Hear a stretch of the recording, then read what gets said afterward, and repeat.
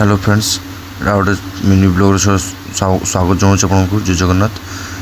दुई भाई मैंने दुई सांग बाहरी गलु नास्ता करने अचानक प्रोग्राम मार्केट रु एटा तानी मंदिर राउरकेला सब पुराना मंदिर एटा तानी मंदिर एटा। तो जाऊँ आम ए मंचूरियन आने तो मंचूरियन दुकान बंद थिला।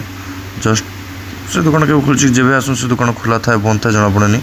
तो बंद थी पाखर ए कहला चल किसी तो नहीं जा तो झालमुड़ी आ बादाम टे बन साइड ठेला पाख जो ठिया भाईना गोटे अच्छा ये भल बनाती ये बनईक नहीं जीवु भाईना रेडी कर सब झालमुड़ी आ बादाम अलग अलग झालमुड़ी गोटे बादाम गोटे नहीं जीवु आ कि भाई मैंने जगी जो आम जो था सांग दुकान पाखे देखा हो से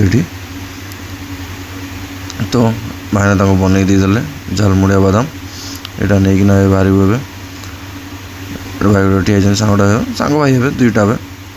तो फाइनाली आम अड्डा पाक पहुँची गलु ये भाई मैंने अच्छा सांग मैंने भी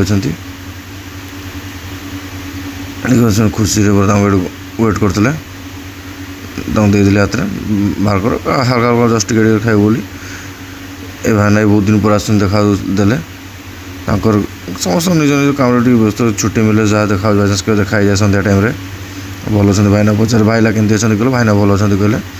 तो आ गए सांगे भितर दुकान बसी तार यहाँ तो हल्का फुल्का मुड़ी मिक्सचर चलुचे समस्ते से ही काढ़ी काढ़ी खाऊ आज मुड़ी मिक्सचर कौन करूँ चौमिन मझ खाया नाला दुकान बंद था तो मुड़ी मिक्सचर ही आसीगलु टेस्ट भल अच्छे आराम से।